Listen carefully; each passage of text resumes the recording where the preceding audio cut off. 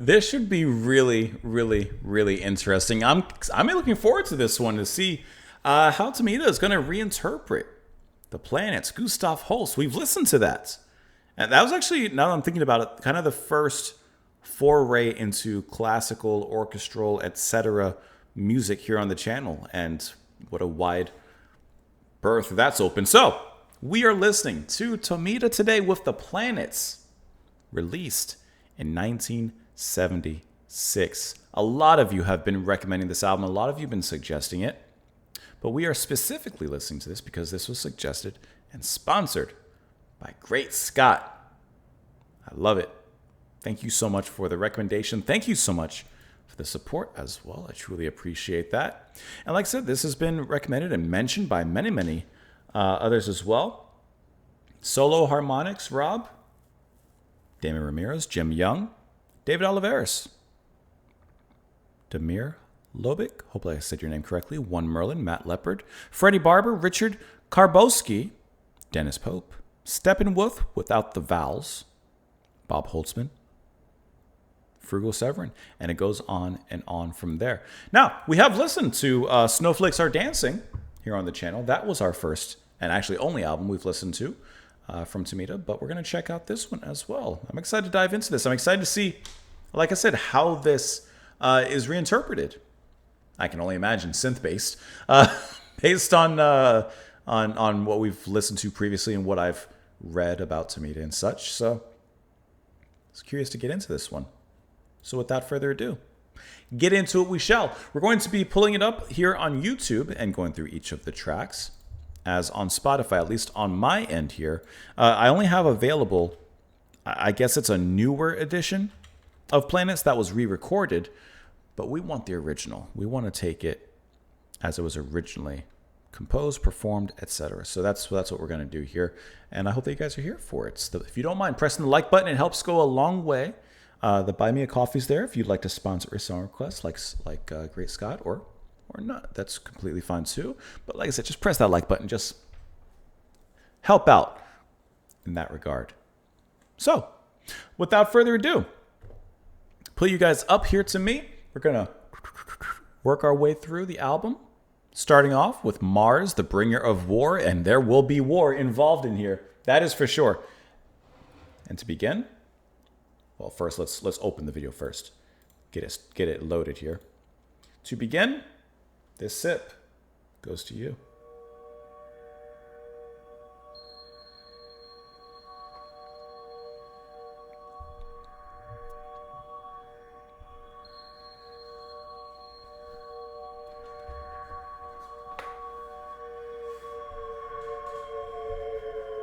Looks like a spaceship bringing war.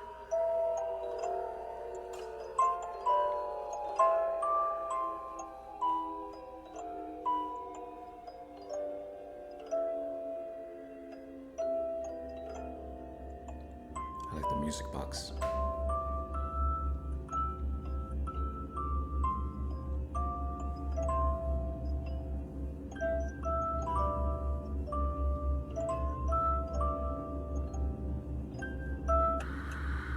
Oh.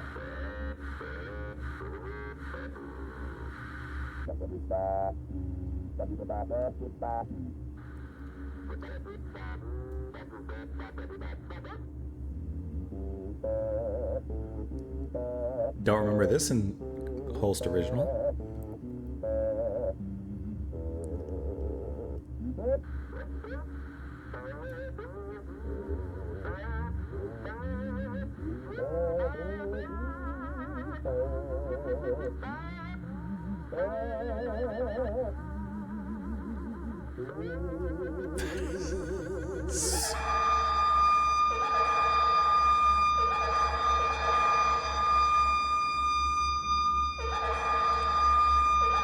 That sounds like Emerson doing something on a keyboard.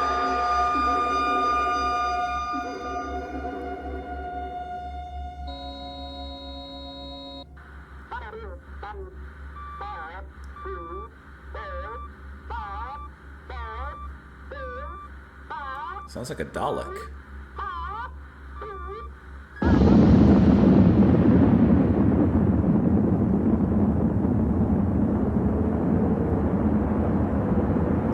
What an interesting beginning.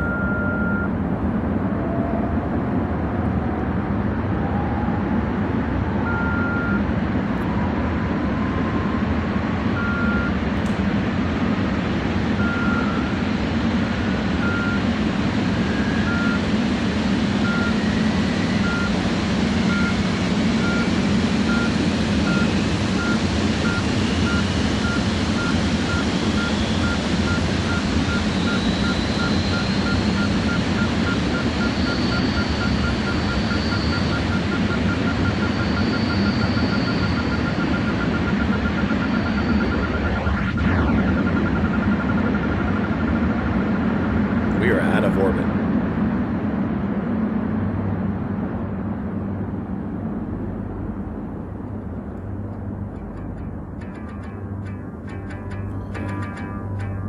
There it is.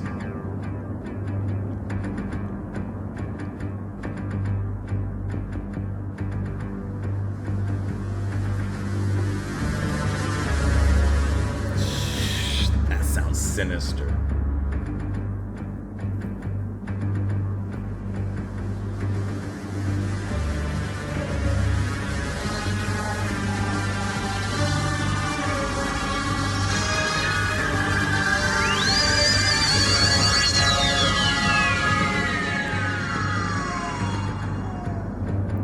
Really did make this sound like Alien.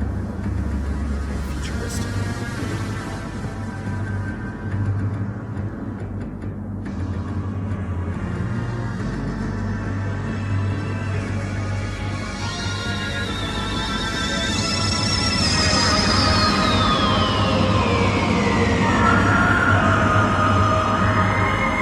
I like how the engine roar is still here.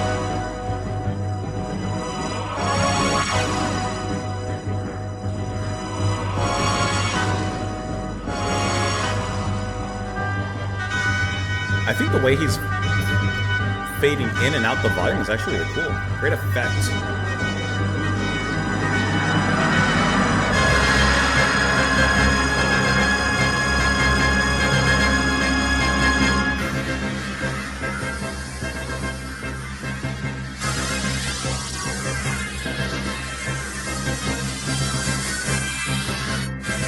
It's very psychedelic in its own way.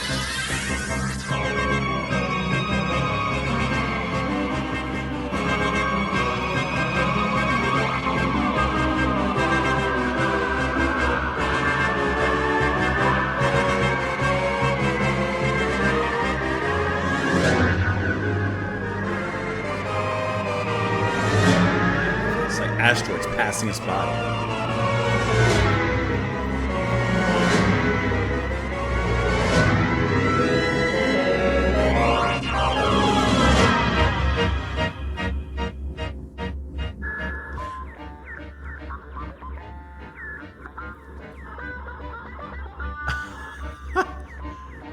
What a unique way to change this part. Wow, almost like a transmission.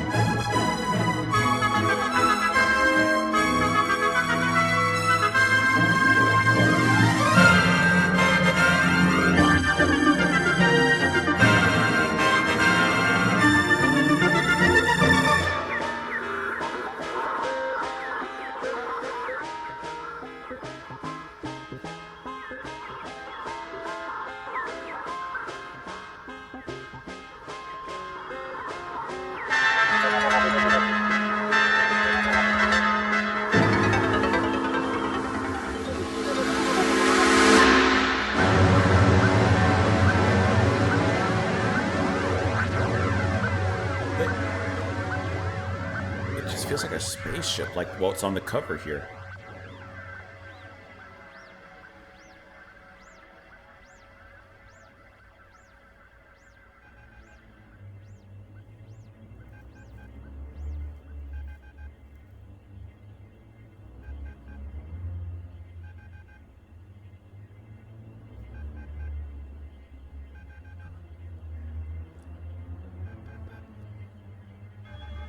Hey, it's that rhythm.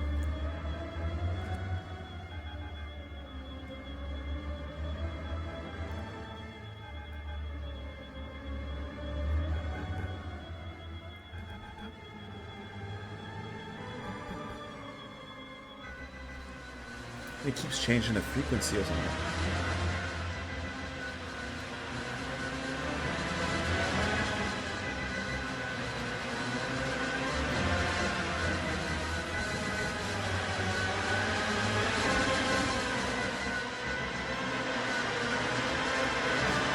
It's so staticky.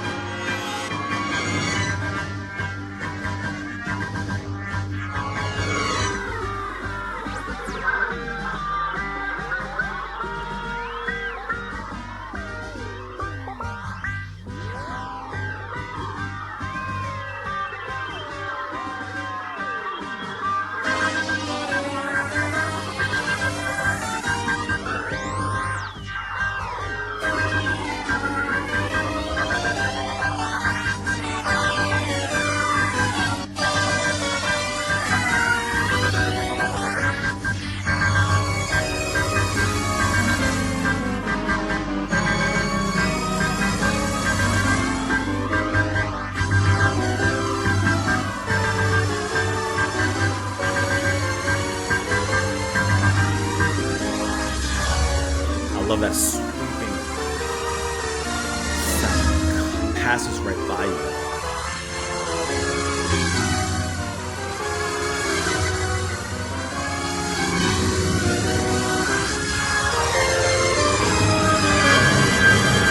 Big organ.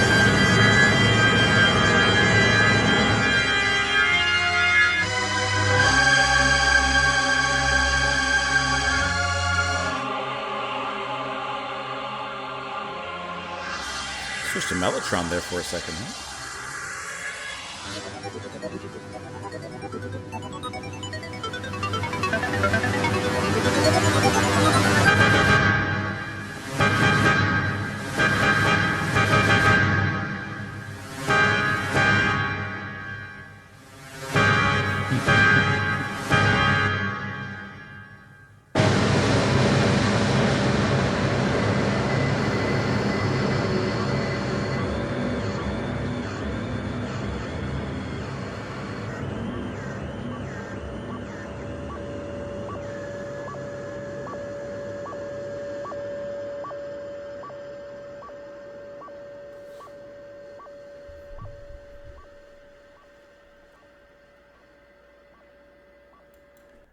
Okay. First off, I'm very impressed with how he's covered the planets and covered Mars here, because he makes it truly sound so completely different to the orchestral work, but still very much recognizable and very. It's a really fine line, right? I mean, to take such a noteworthy piece of music, especially Mars, is probably the most well-known out of all of them, if not the most. And I think that what he's done with it is fantastic, like really changing so much while keeping the same melodies, the same notes and such, but changing the sounds into something so, at the time, futuristic and forward-thinking. Also, the production on here is very much of its time. Like, let's not beat around the bush. It's a dated sound. Can I tell you that, at least to me, listening and kind of going back in time for a moment in this capsule, I think it adds to the mystique of this track. I think that it adds to, like, for example, some of the sounds in here sound like a transmission that is like kind of going by, and we're somehow able to hear those radio waves. And I think that the production kind of adds a little static to it, a little bit of that dust on the vinyl, so to speak. And I don't know, it just adds a sort of realism, if you will, to something so alien. It adds a sense of like this is an artifact of sorts. And I feel like we're adventurers and we've just discovered this particular artifact and we are listening to it for the first time. And I think that this interpretation is really well done. Like I said, I was expecting like we're taking the planets. I can only speak for Mars, but we're taking Mars and we're just going to put some cool synths on it, call it a day. And if you want to boil it down, I suppose that's partly true. But I don't think it's calling it a day. I feel like this was probably very complicated and complex for Tomita to actually create. I don't know what the process was, but for the constant changing of some of these sounds, I feel like he was just sitting there at the sequencers, at the board, at the keyboards, at the Mellotron and everything, and just like sitting there and with such precision adjusting a knob an inch, quarter of an inch, and then going to this sequencer and programming this. And like I don't know how he did it, but he must have done it meticulously. I love how he captures the intensity also in here. You know, the bump, bump, bump, bump, bump, bump, bump, bump, bump, bump, like that build back there. And sometimes it would start very subtle. And then in the next movement, it would come out very forward and sharp. And all the, those volumes, the kind of passing like that. I think that like just the way that he created this, it pays perfect respect to the original, but really is looking ahead and looking to the future and moving in that specific direction. I think that's a really, really fantastic opening here. This is really cool. I enjoyed this a lot. And like I said, I don't know, like, of course I have an expectation. And yes, this fulfills that expectation, but it hits a little bit different. And there even seemed to be like, unless my ears are fooling me, near the beginning, there was even like in that countdown liftoff kind of moment, which I thought was really cool, how we're kind of lifting off in this spaceship that's on the album cover. It almost sounded like there's voices in there that are so filtered and whatever's happening on those voices, but there's something happening back there. And it kind of sounded like a Dalek at one point. Maybe a little less extermination in his voice, but it still sounded a little bit like one. Let's go ahead and move on to the next, which is Venus, the bringer of peace.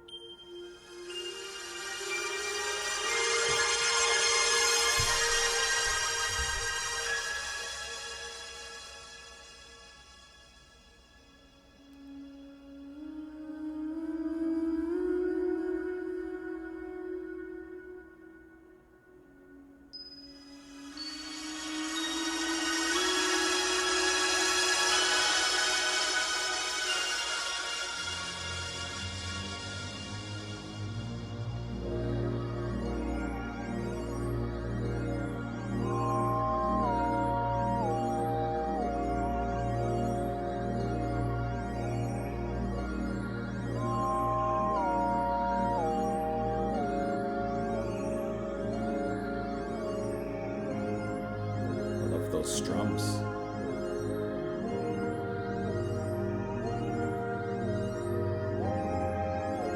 The synth riding it, that melody right behind it.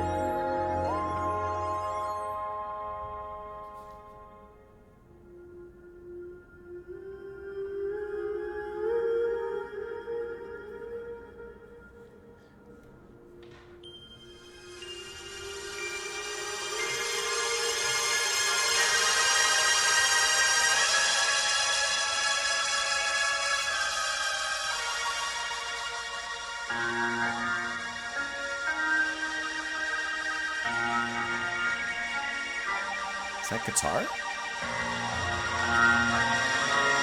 it has to be piano. I'm not hearing it.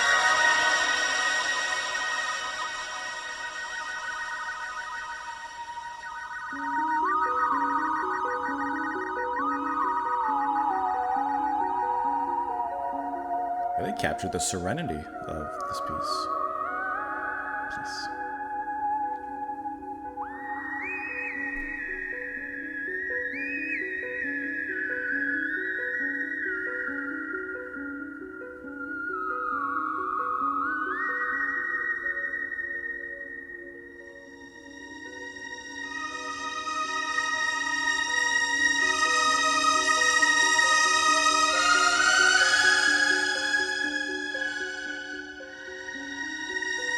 Wow, this is beautiful.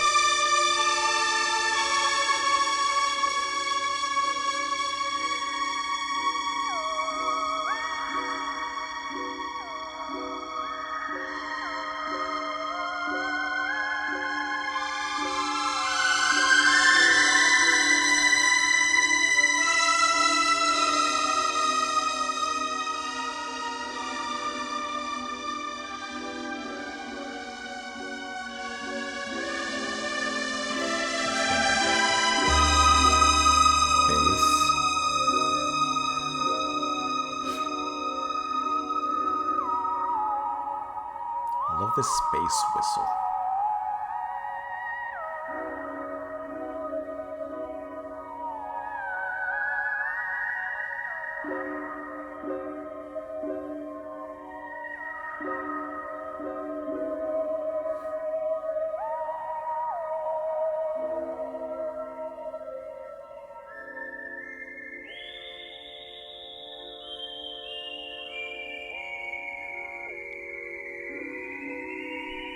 Oh, I like how that changed.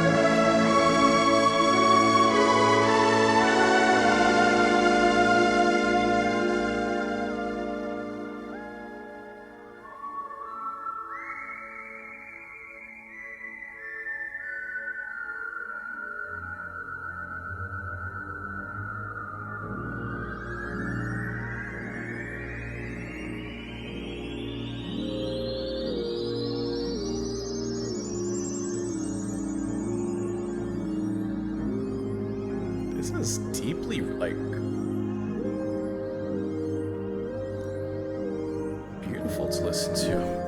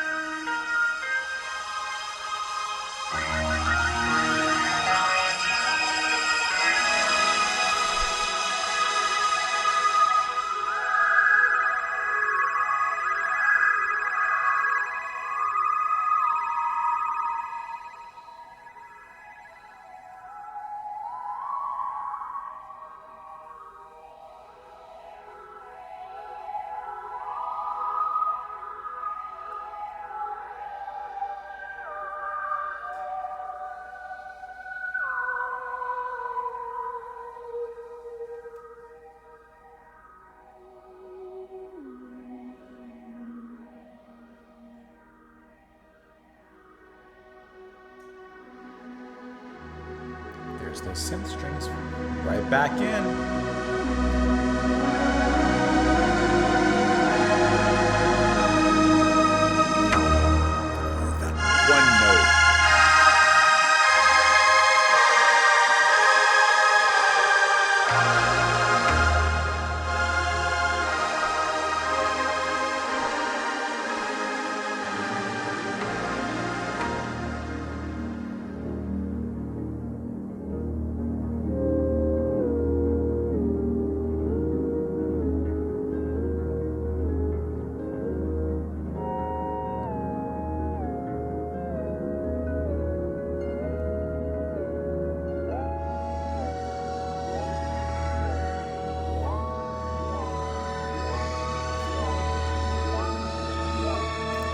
makes me think of space swans.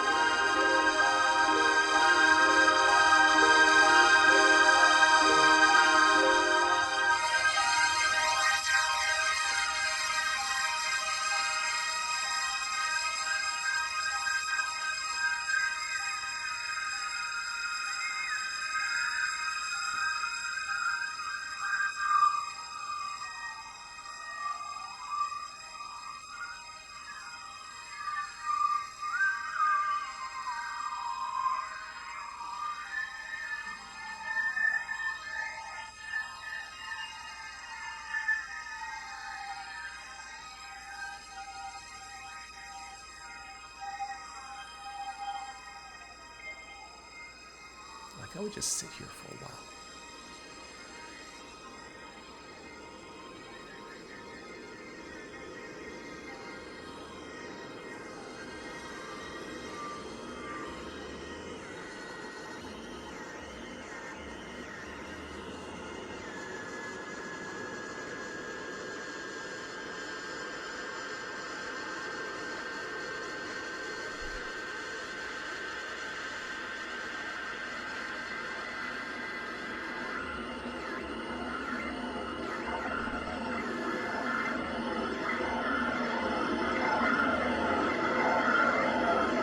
I like how we're just kind of in the ashes.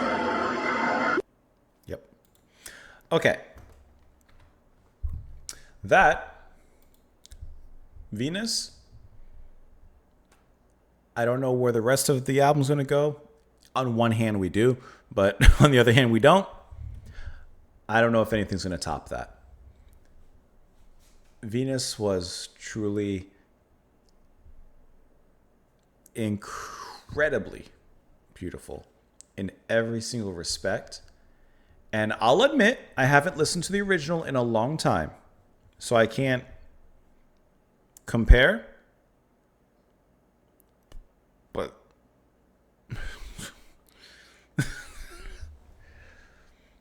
do you think that any of the pieces here from Tomita, do you think any of them, for you, ignore the crowd, ignore the audience, for you, are better than the original?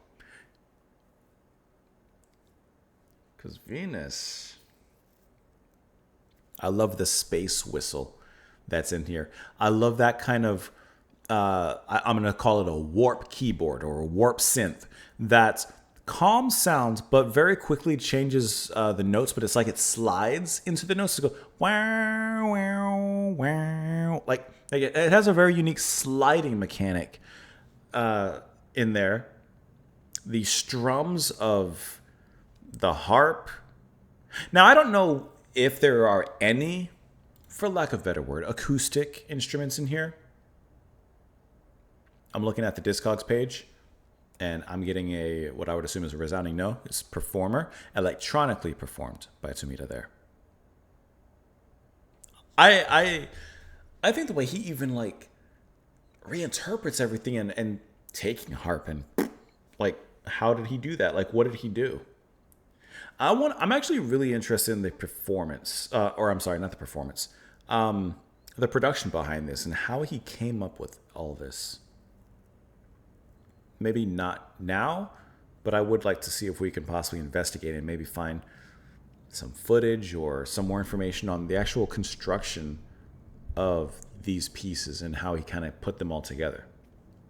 But Venus is incredible. I know it's called the bringer of peace, but it brings more than peace. It brings peace, calm, gentleness, serenity, tranquility. Choose your other synonyms for peace, and it brings all that. It sounds like it's in love. There's kind of a romantic feeling to it, which is called Venus. That's supposedly that makes sense. It really captures a lot of beauty. And I think that I'm going to play it again here. I love the strums, like I said, with that whistle there. There's always this ambience that's calmly floating in the back here. And even when it rings into this, see that quick warp, that quick slide? There's something about it. And even by the end, when we're kind of left in the remnants of this spacey affair, this astral affair, let's go with that, there's still a calmness to it, even in its dissolution there. I'm curious. I want to see what other people thought about this one. I'm actually really curious. World's greatest and unsurpassed synthesist. This piece breaks my heart. My dad introduced me to when I was 13. Venus has always been my favorite off the album.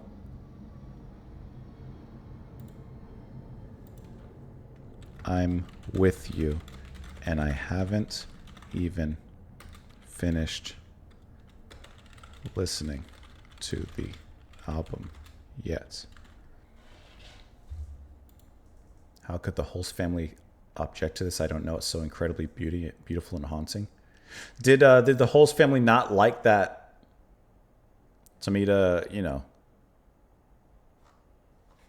covered their music? We'll have to investigate that. But for now, let's investigate the next track. Mercury, the Winged Messenger. Man, Venus is gorgeous. I'm not saying nothing will top it, but second track has built it up to a high level.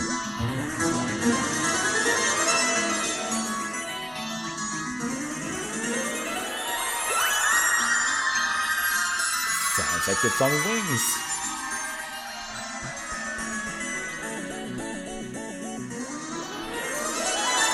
Of those runs and then the descent back down.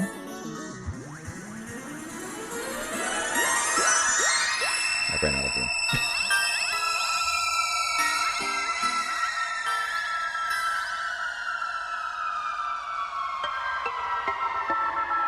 Pizzicato.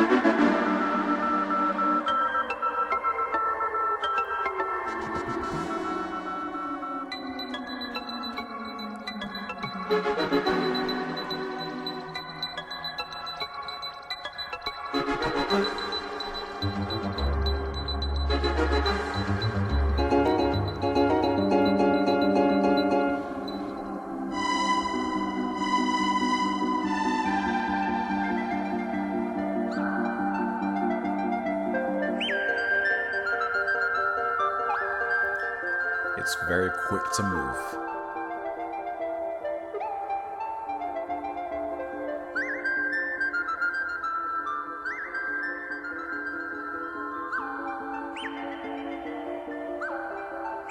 She's sprinting off.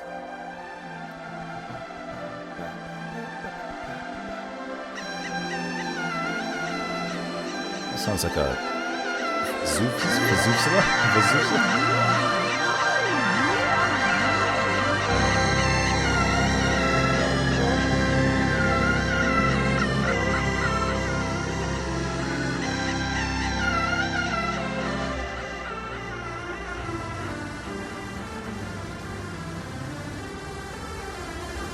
The spaceship returning.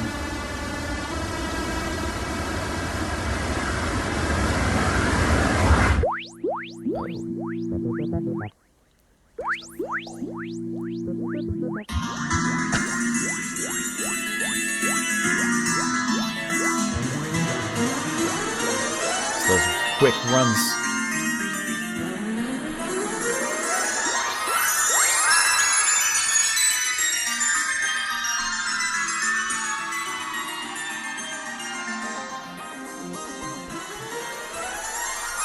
These arpeggios are just flying around, scattered.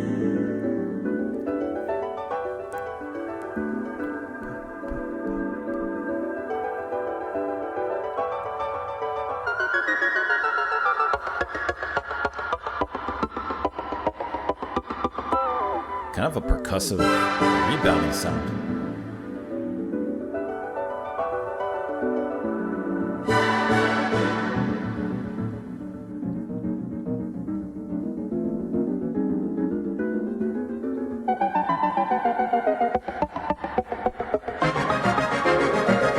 synthetic wood block.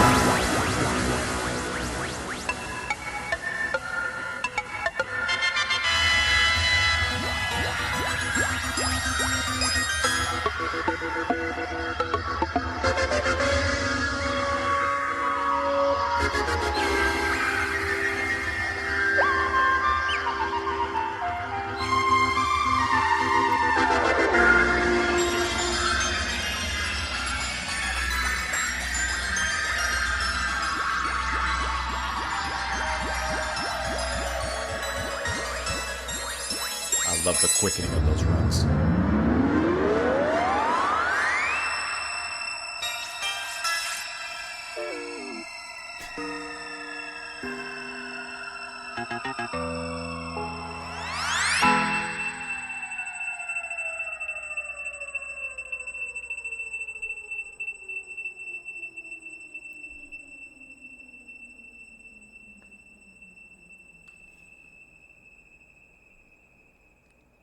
Okay. I love how this track is so playful. Now, every track is obviously going to align with the planet, with the god, just as in the original. Duh. So I'm going to repeat a lot of things I've probably said in the original reaction we did to the whole, the host planets. Here, I love how, Mercury, the winged messenger, Hermes. Like, I like how it has that feeling of someone on winged foot delivering messages of divinity from here to there, and it's just like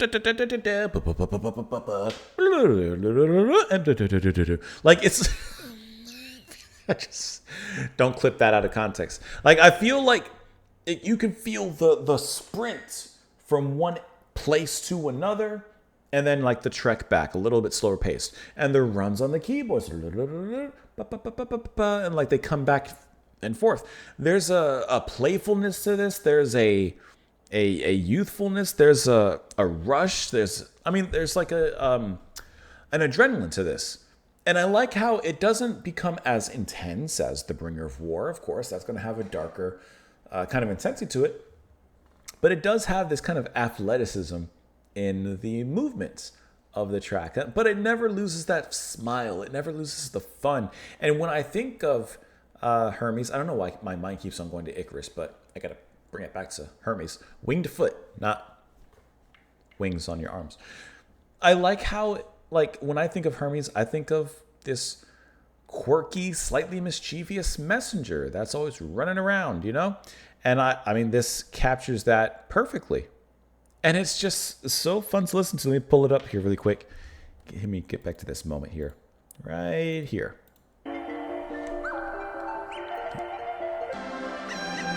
There. What's the name of that instrument? I don't want to say it because I'm going to say it wrong. A vuvuzela. That's what that part sounds like. I always say that wrong. A vuvuzela. That part right here sounds like a vuvuzela, but in a synthy way. And I like how we also get the reintroduction of those engine sounds in here. So we are truly getting a journey from the initial liftoff and kind of in the still cadence of space with Venus. And now we're kind of moving in, having to like something adventurous. And like, it feels like a journey. We get a little bit of a moment in the ship, so to speak, with the engines, and the conversation kind of briefly comes back, and then lickety split, we're back off of it. This is really, I'm really impressed by the album and how he's come up with all these things and made it his own. Because it really does sound like, if you were to listen to this and the planets from Holst back to back, you don't have a repetitive experience. You don't feel like you've listened to the same thing whatsoever. Yeah, some of the notes and some of the melodies are going to be recognizable and kind of like, oh yeah, I remember that. But I feel like you're getting two completely different experiences between these.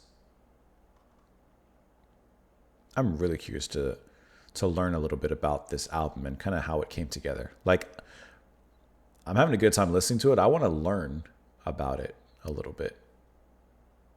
Let's listen to the next track, and maybe we'll start looking into that stuff here shortly.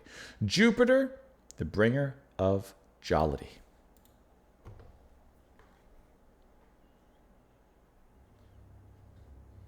Its grandiose size. It's looming before you right now.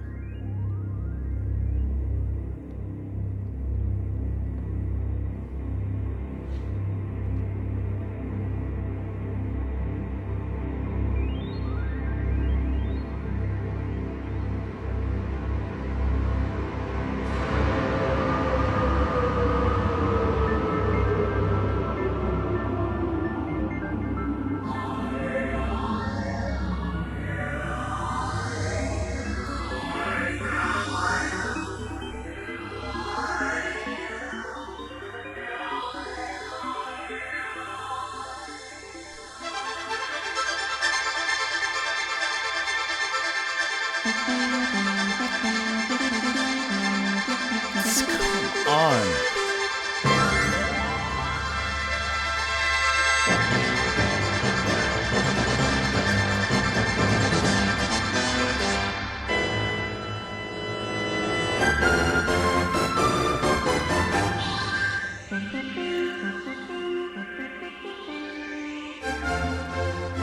Sounds like the beginning of a news broadcast from the future.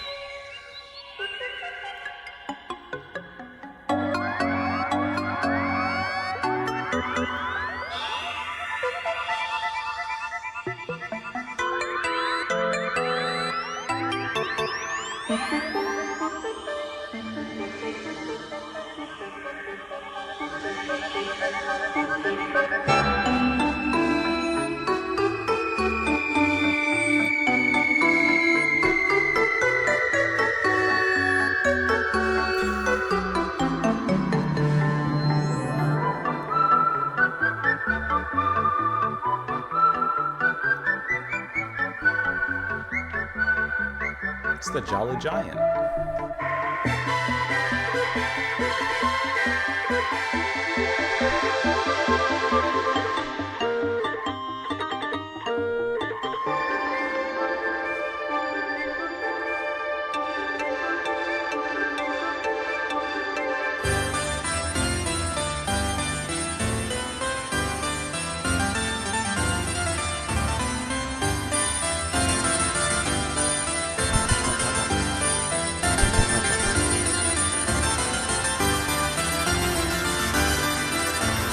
This is a kingly sound.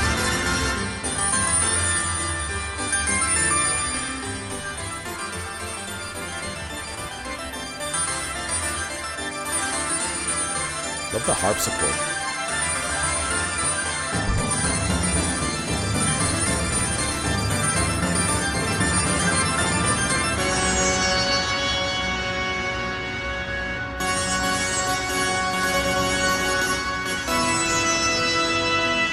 And the use of percussion to be the giant.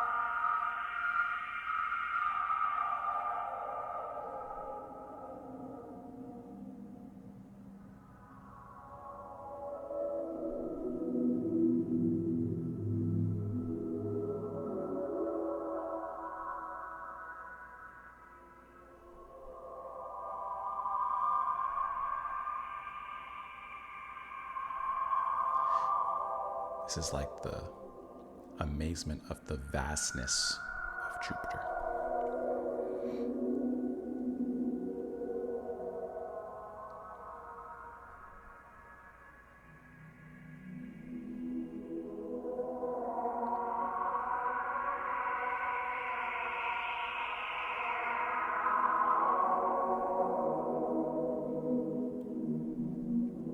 That's beautiful.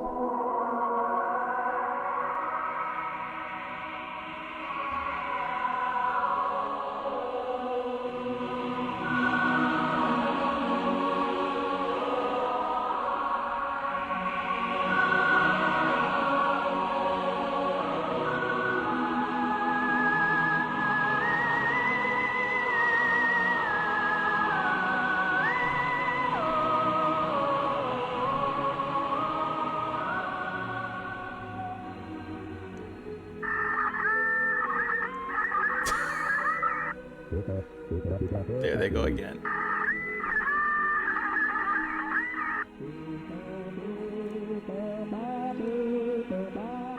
It's like he's singing with it.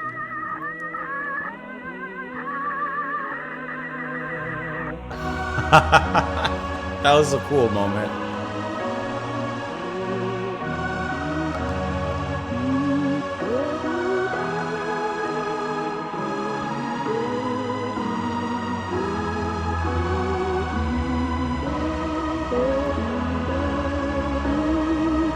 So anthemic.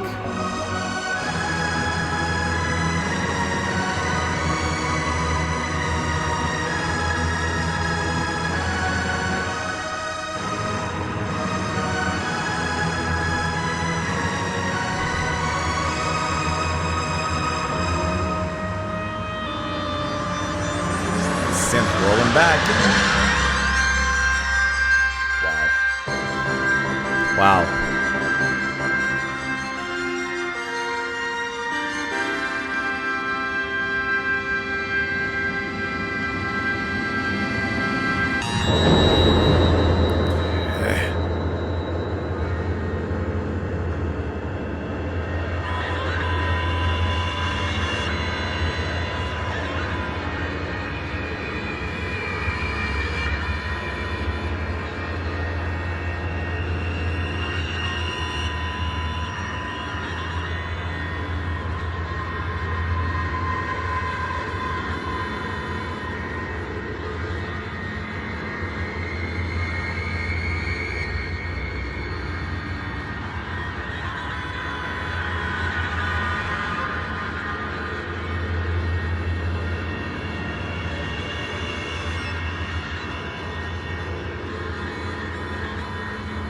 Hit some sort of emergency.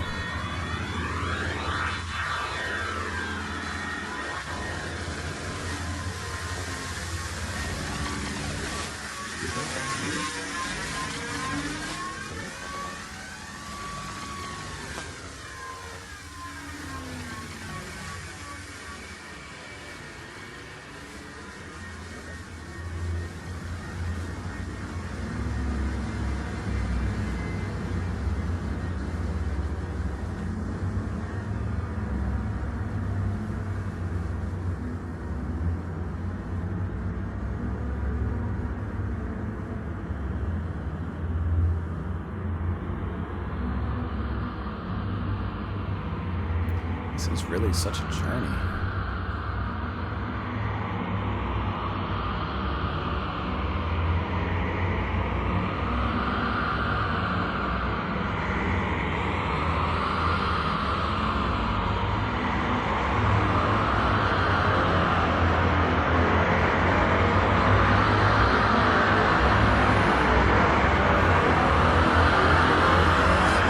He's playing it though.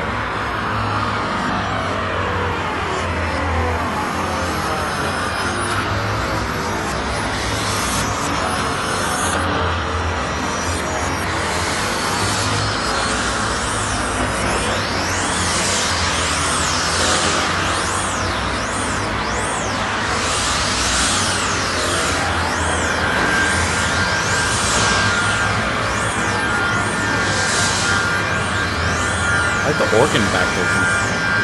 Barely hearing the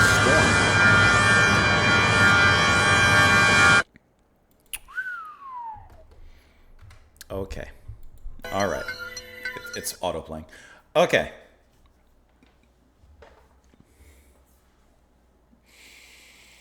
Jupiter might be the second best on here. I like how it has three distinct sections and movements to it.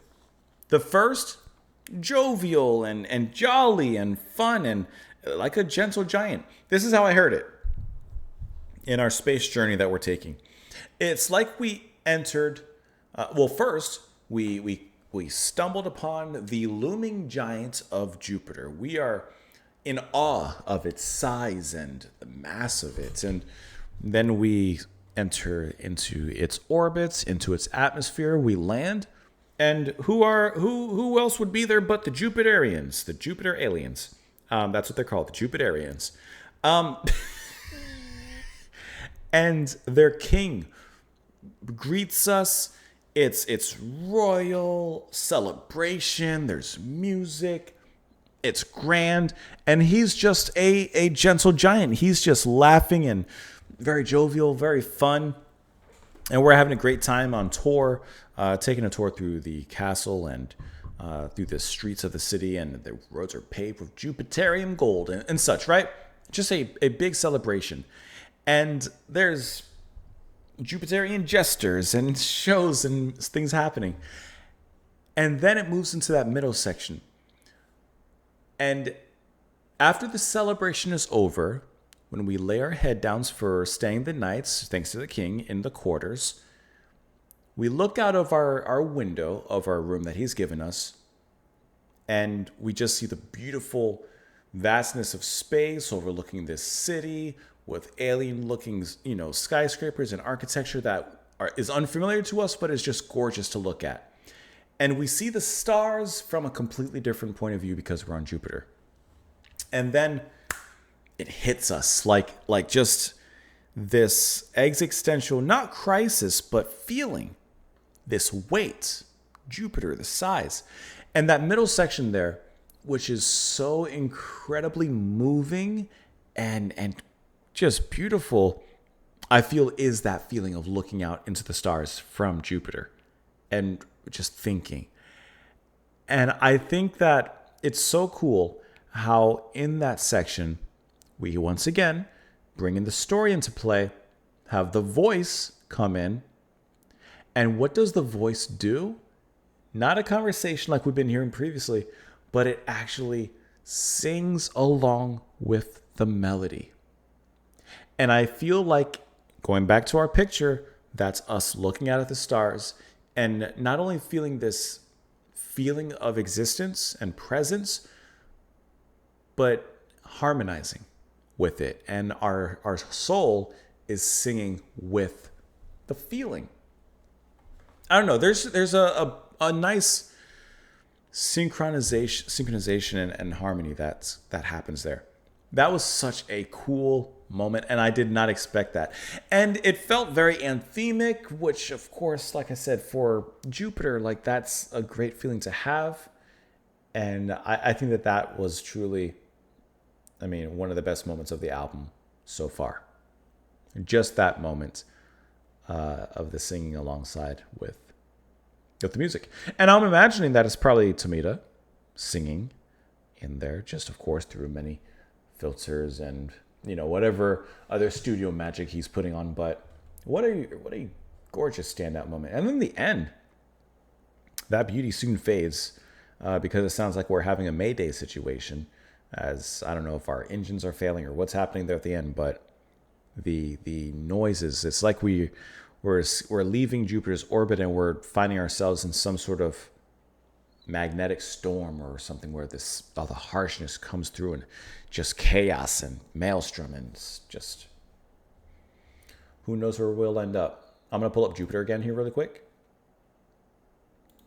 Listen to this, man. It's loading.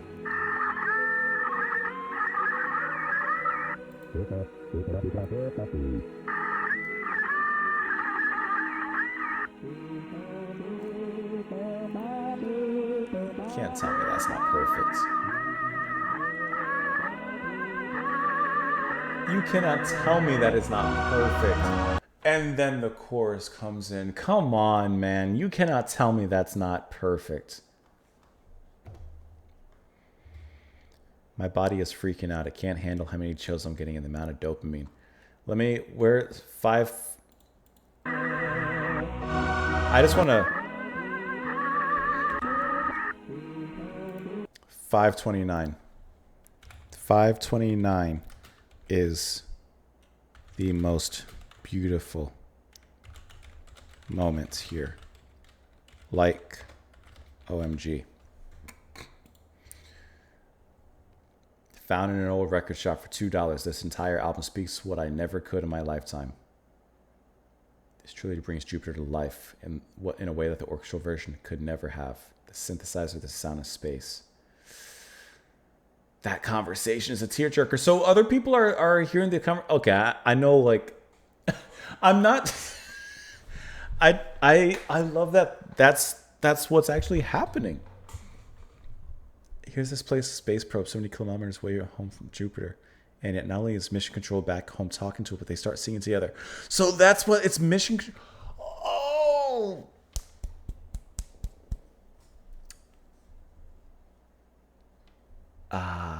man.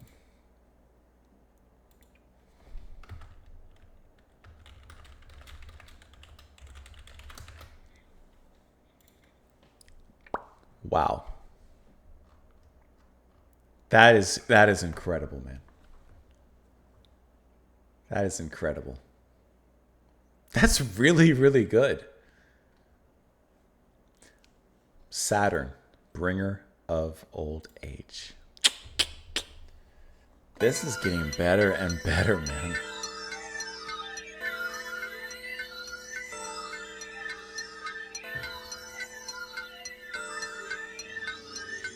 And the story is told so well through the music that even someone like me can pick it up.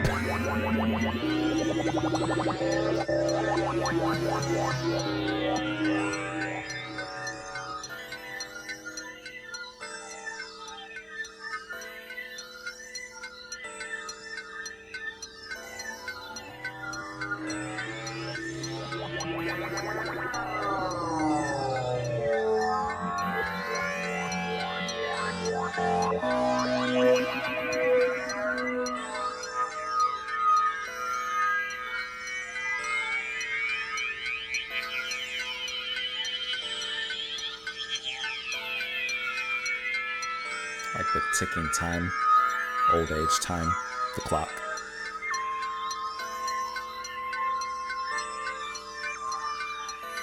And the bells could represent every single day. The alarm goes off, you get up, day in, day out, time goes on.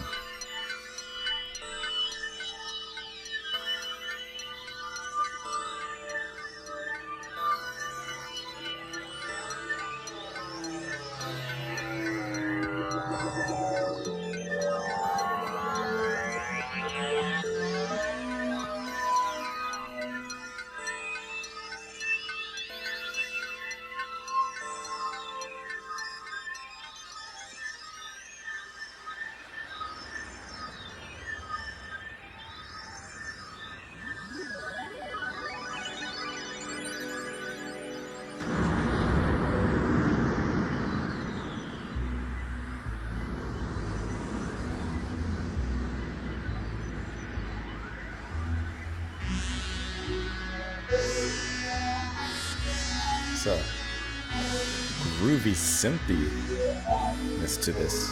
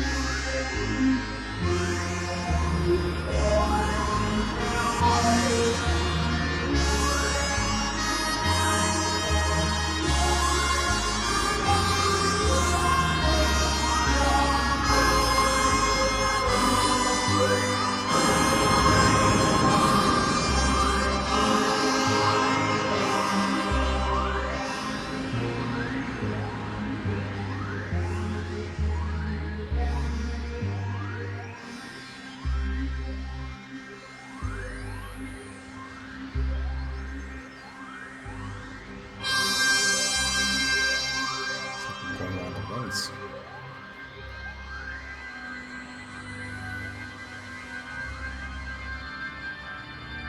That organ is chilling in isolation.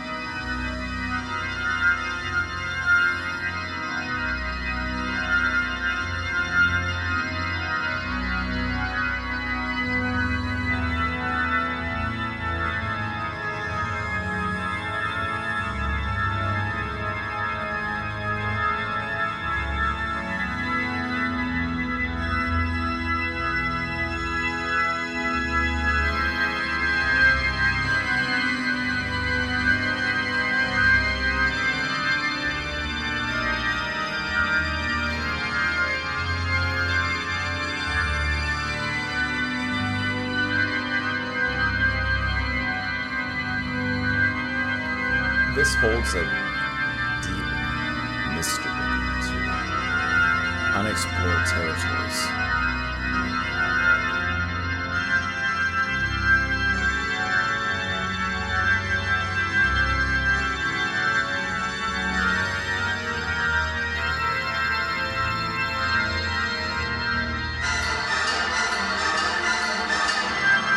Sad and scary.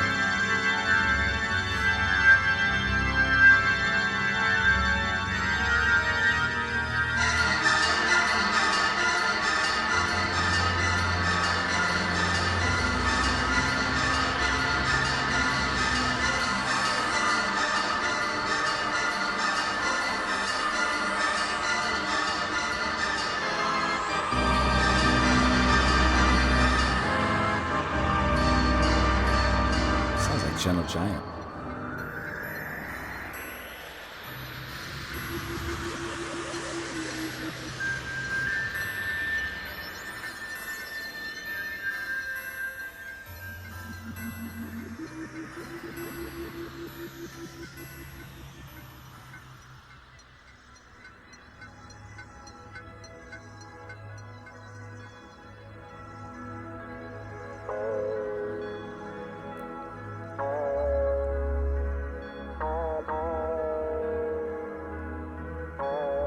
It's like he's saying hello.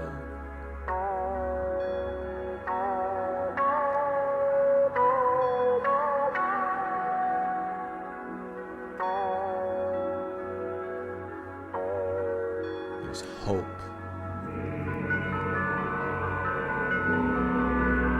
Great use of the bells.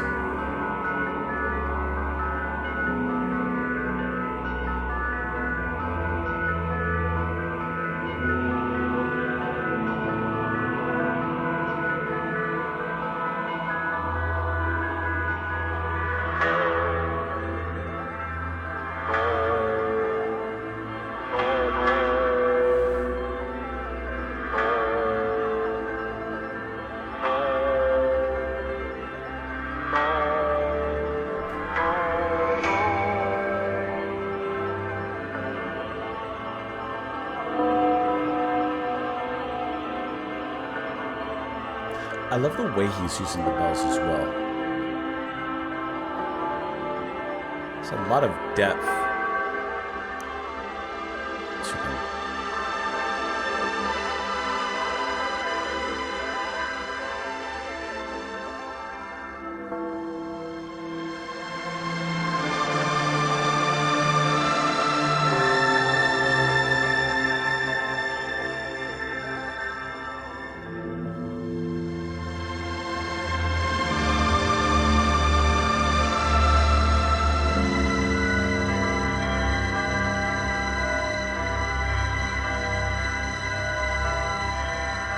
Sounds like hope to me. Found himself in the lowliest of places.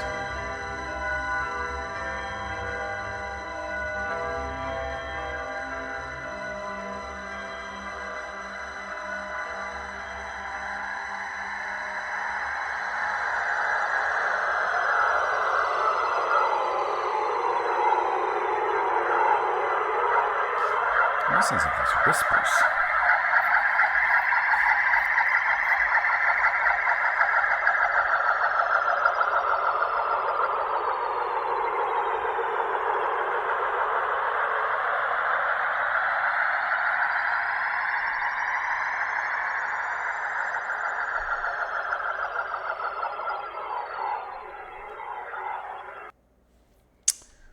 Okay, Saturn was like, let me back it up here.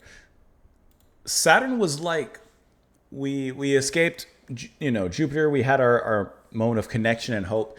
And then in Saturn, we found ourselves in some old, mysterious place. Some place that felt like we shouldn't be there. And there's a feeling of disconnect, kind of contrasting the connection that was made in the previous track.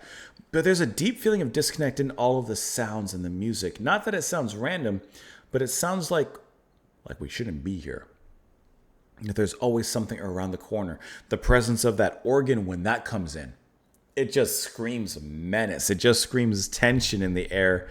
And it goes on from there. I love the beginning, using the ticking of the clock and all the sounds kind of surrounding that, kind of starting off the melody. And of course, it's the bringer of old age, and time moves forward. Time waits for no one. And so I like how that establishes that theme, and then it builds further. The use of all the different bells in the middle was really cool, because when they first came in, they're kind of, I would say, accenting some of the harsher, mysterious atmosphere in the music. But then they start to turn from that into something hopeful. They start ringing quite a lot. There's a layering and a depth of them in which, like, you can actually hear the room filled with these bells and the way that they're placed. Like, you can hear bells here at the front and like more towards the back, and you can barely hear the ones in the back, but it's almost like some of them play before the ones in the front. So it creates this kind of unique forward surround sound, which I guess isn't actually surround sound, but you know what I mean? There's a depth to it. There's layering. And like, you can hear that audibly in the piece. And I think that is really, really cool, because bells can be such a, not a harsh sound, but they can kind of clash sometimes if you put too many of them in a track. And I think the way that it's used here is really, really well done. And then that leads into the middle, which turns into beauty and hope. So I feel like we found, here's how I'm hearing this. The previous track, we had that moment, that gorgeous moment of connection, human connection, and then maybe he's out of distance and lost communication. Now here with Saturn, he finds himself alone, perhaps feeling like truly alone in this dark, mysterious place, and it's kind of feeding upon his fears in a sense.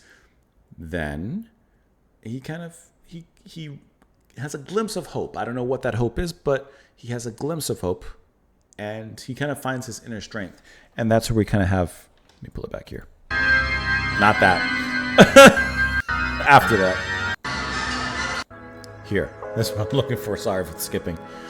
But that's where I feel like we get this. And I can't say for sure if that's voice, because it sounds more like a guitar, like or something, a stringed instrument. But it does kind of have a vocal sound compared to what we heard before. So maybe he's, I don't know how I would interpret it. Maybe he's kind of praying or something. I don't know. Either way, he's giving himself strength and motivation to continue forward. And forward we shall go. Uranus, the magician. Let me pull it up here.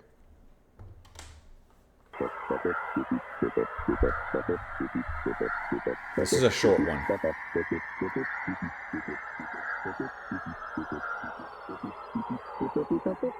Has that carnival kind of sound.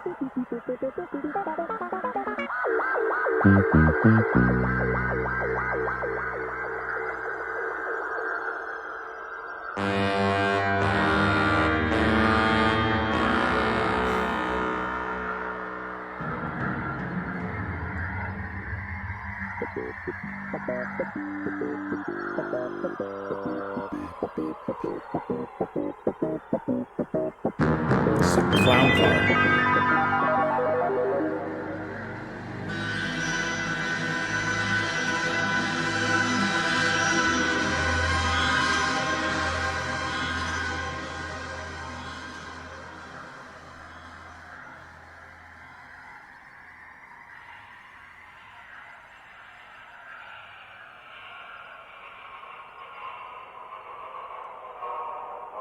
The transmission's reaching him.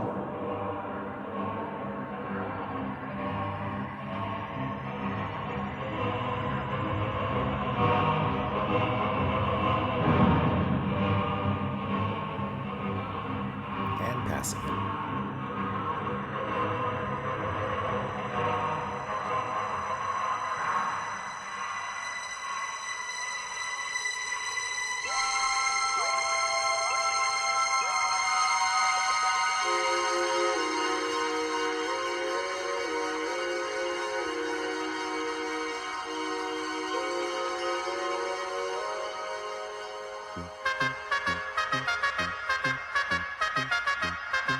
Got that synth crumb horn in there.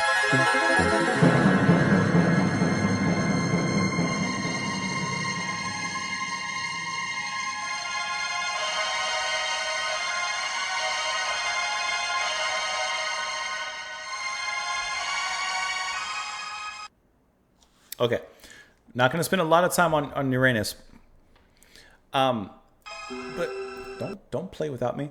But I like how, of course, it has that carnival clown-esque circus kind of show. Has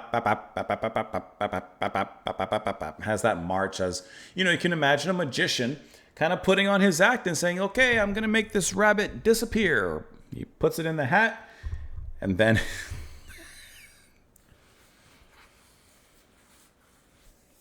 I don't know if I'm going to make the joke.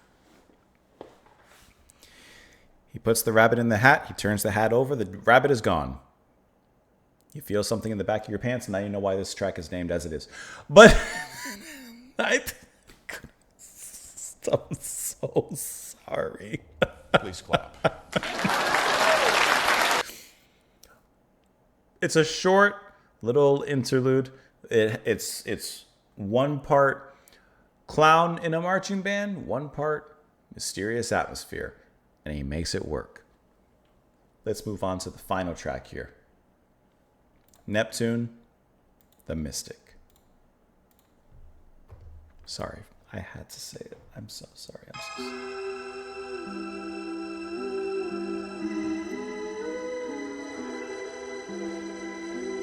That little soft vocal sounds very Doctor Who.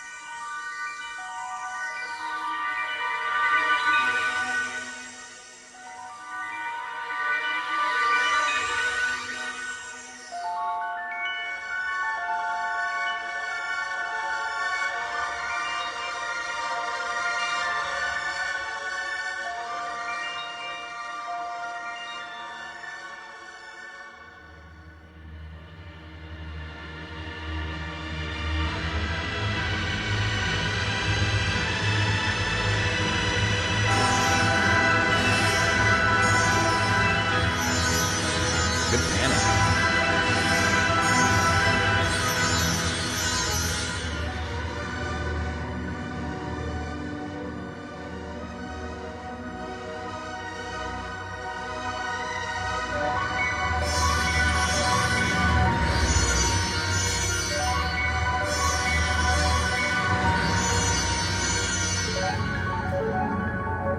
Imagine hearing this in like a planetarium. I think I saw a comment that said that. That'd be wild.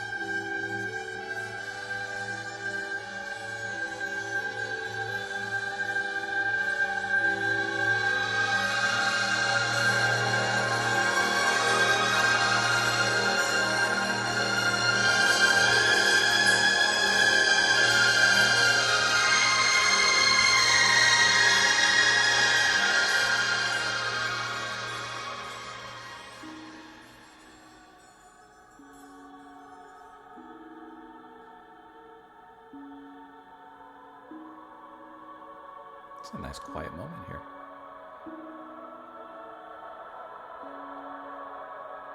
Sounds so delicate.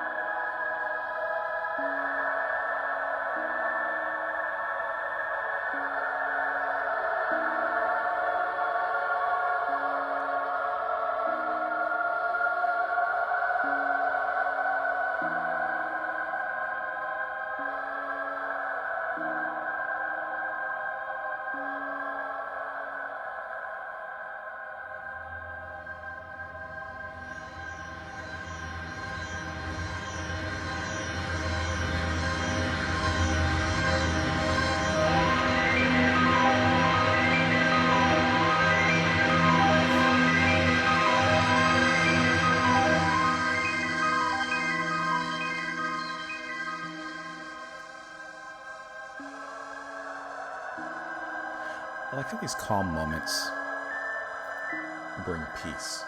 Some of these other moments kind of bring a little bit more drama into the mix. You're not quite sure where it's going to end or land.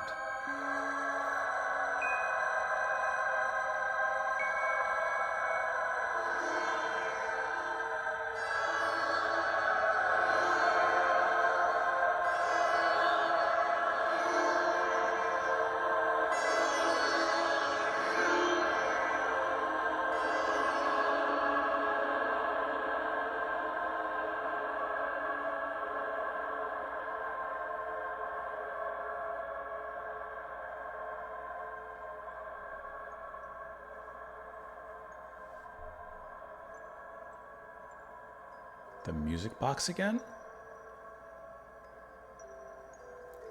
So kind of hold on to that last little bit of humanity before going out past the solar system.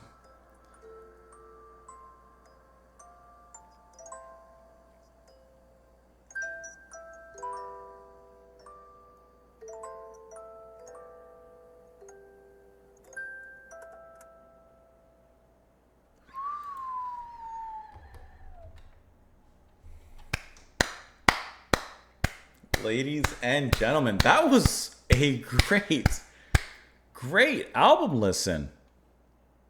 Tomita Planets. I did not expect us to get what we got out of that. I love how Neptune ends in the same way it began. Kind of, I view our explorer about to travel past the solar system, past the planets that it knows, and into the unknown beyond, and takes its music box out, plays that melody one last time. I was expecting him to sing with it, and then off into the dark. That is incredible. Neptune the Mystic truly sounds like it's mystic. It is filled with mystical melodies and bits of dissonance, but largely, swaths of calm and subtlety and resonance. And I like how it feels like kind of a quiet journey of reminiscence to the journey that took place before it. It feels like it's looking back and reflecting on how it got to this point and how it's going to go further. And so it kind of takes one last inhale before exhaling out past the stars there. This was such a cool listen. I did not expect a story inside of this with the vocals. I did not expect how well this was created and covered. I want to now it's time to read. now however, it's time to read a little bit about this. So let me see if I can find some information, because there wasn't like a YouTube page. A Wikipedia page for this album.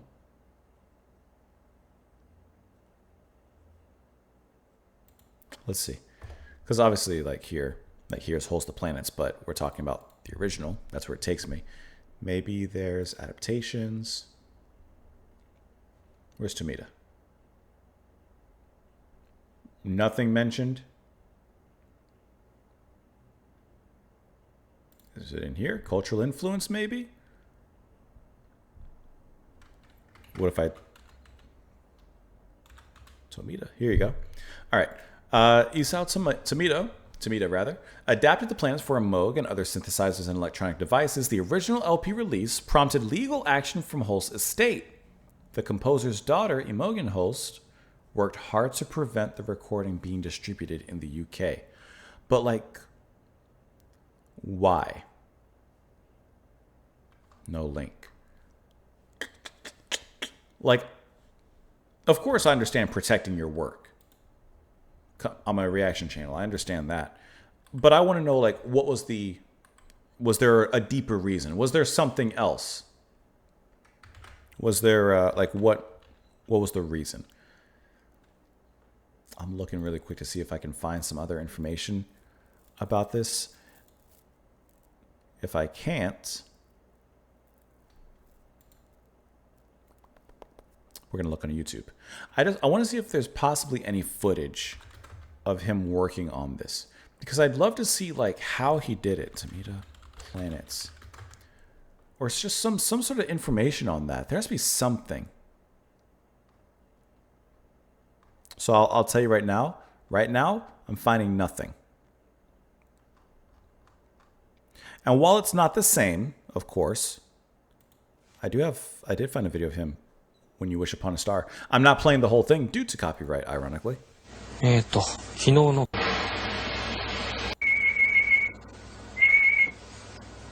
そうだ、これ残響 I'm skipping around due to copyright, unfortunately. Look at that. But look at the rig. That's what Emerson would carry around.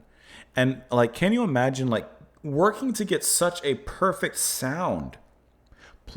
Moving one plug to another area, turning a dial, playing a key.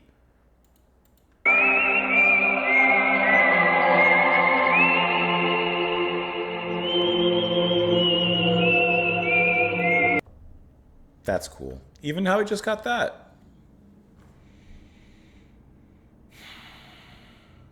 This was a really great album. Wow. I really had a great time with that.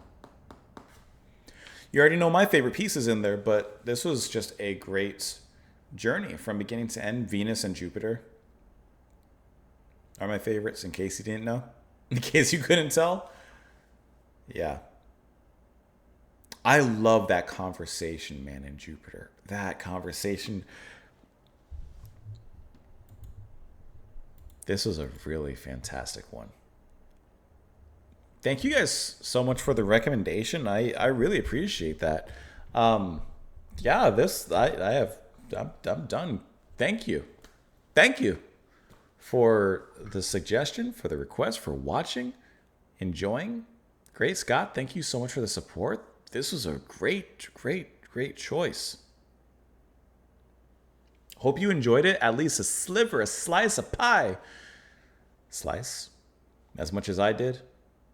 Have a fantastic rest of your day. Hopefully this made it better. And I'll see you later.